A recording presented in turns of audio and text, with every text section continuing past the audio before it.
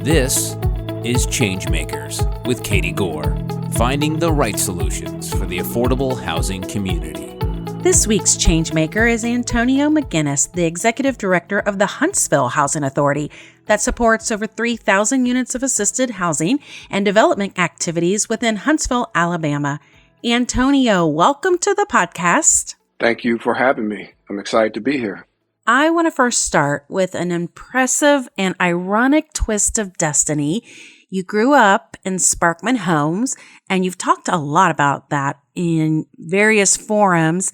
Well, that home was just demolished by the housing authority that you are now leading. Tell us what that path has looked like for you. Well, it was a little different.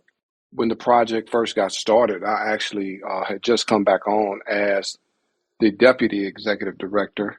I was kind of torn, but at the same time, I know that a lot of times we put emotional equity into projects that we really shouldn't, because all we really have is that emotional equity. And so I've tried to realize that, hey, this is a project that we're going to have an opportunity to bring something back that will be a lot better for the residents and a lot better for the community. So I started turning that attention into some of the positive things that we're going to bring back. And that's where I am now, just looking at what we would be able to do to bring something back that would be positive for the entire city of Huntsville.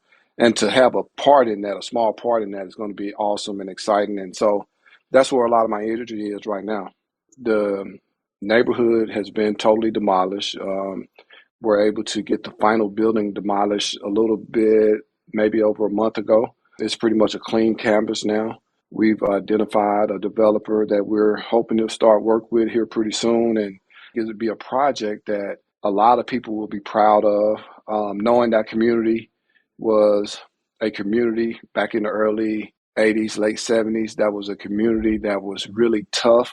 It started to see a transition back in the late 80s with the addition of a Boys and Girls Club and supportive services that were brought into the community. So now I think it's a perfect transition, because it'll be an opportunity for the city of Huntsville to see something that's new, fresh, very positive. We'll be able to bring back some of those supportive services to that community. And so I'm excited about it. What are some of the community amenities that are going to be associated with this property? We're going to have a community center, and hopefully inside of that community center will be the possibility of a Boys and Girls Club, a possibility of some daycare facilities, resident community room where residents will actually have a place to go and just kind of hang out and get to know their neighbors without just kind of hanging out in the community. And so I'm excited, because I know that oftentimes those supportive services, they are so key in helping young people develop, but also providing support to families. So I'm excited because I know that in a community like this, those areas are going to be important for fellowship and support for each other. You know, you've written a book called Life in the Bricks, describing your own life coming up and growing up in one of these neighborhoods. And that path, I'm sure, was an interesting, path in and of itself. And then you wrote a book about it. How has the book been received by your family and by your community? I think anytime you write a book and you have a project like that, people get excited. They're intrigued. Man, I didn't know this happened, or man, I wish you would have shared this with me back in the day. And so my family, they were kind of excited that I was able to get that book out. I was able to get my ideas out on a piece of paper. And my friends, they were kind of shocked to know some of the things that I had to endure and overcome to even make it out of the neighborhood. So there was a bit of shock, but for the most part, people were just kind of satisfied that I was able to share those ideas and get them out on paper. What's one of the things that you could say was a turning point for you when you talk about something that you had to overcome? Was it related to, a particular event, how that course changed you, or was it related to who changed you? Tell us about some of those things you had to overcome, and then how you were changed by that. For me, it was one day I was walking home from school. I was in the 7th grade, and I was walking. We used to have these railroad tracks that are right there close to my neighborhood, and something just kind of came over me, and I was like, man, I'm gonna use sports to make it out of this neighborhood. I'm gonna get a basketball scholarship. And from that day forward, I just started putting myself in a position to do better. I said, okay, if I'm gonna get this basketball scholarship, I'm gonna have to make sure I have good grades. I have to have a positive support group. So I just started shifting in a different way. And for me, it was just all about using the talents that I had. I don't think I was the most talented kid in the neighborhood, but I knew if I stayed laser focused, I'd have a chance and I'd have a shot. And that's what I did. I just kind of put a lot of my energy toward being a good student and a student athlete.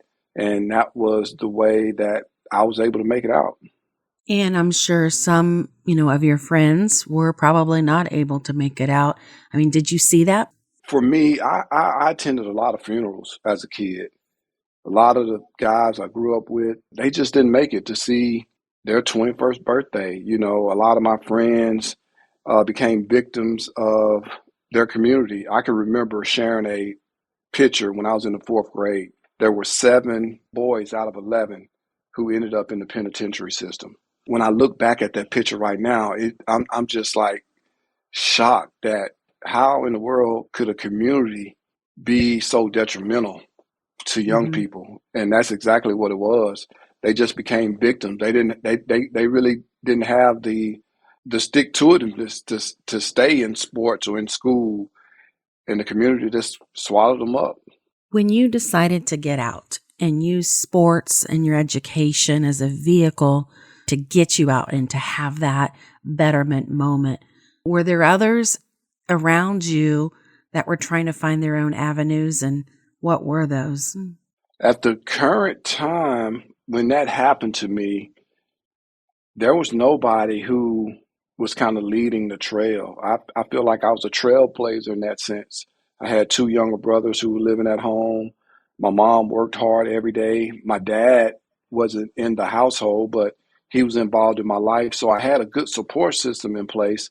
My mom was, a hairstylist. My dad worked maintenance at the time at the housing authority. So they were just kind of blue collar workers. Nobody actually went to college. I was the first person in my immediate family to go to college. So it was just something that I knew I wanted to do. I would watch these guys play basketball on TV, and I, I, I just imagined myself being right there on TV playing basketball, and ultimately thought I would be a professional basketball player, which I ended up playing in Australia for a year and came back home and really just started back working in the community. So, how would you say your management outlook has been changed by this experience? Because it's a pretty radical experience, not uncommon to a lot of other people, but yet on the same hand, very uncommon. What would you say your management outlook is in the role that you're in with this past progression of your life? For me, I really believe that it gives me an opportunity to see the best in all of our residents, especially those young people who oftentimes are written off. I can share with them my story. I can share with a parent my story and give them hope that their children could actually make it out of the neighborhood. So my management style is very pro-resident, and sometimes people don't really understand that, but I just believe that there's some good in everybody that we serve. And so that gives us an opportunity to just kind of be at the forefront to support their needs and give them everything that we feel like they deserve to have. You're talking about a concept of hope and believing in people. You mentioned a pro-resident approach. How does it look when you talk about development and sufficient, economic independence and sufficiency? How does that look if you're coming into, a resident meeting, for example? One of the first tasks that I was given when I took over this job was to look at our strategic plan for the next 3 to 5 years. And I was challenged as I looked at it because it was all about brick and mortar. And so we were able to change some things and put it about people, helping people become self-sufficient. So when I go into these meetings now, I share with our residents that our number one goal in our new strategic plan is to help as many residents become self-sufficient who want to be. And we make sure that we provide them with supportive service programs in their community that will help them create that blueprint to lead them toward that self-sufficiency that oftentimes people don't even think about because they get so caught up in this generational poverty and they don't see a way out. So what we have to do is try to help them develop that blueprint for them. And their path might not be the same as mine, but if we start them on a path to see that they can make it out, whether it's through obtaining a job, making a livable wage, or finding a way to just take baby steps, we show them that they can do it and we help them develop that plan.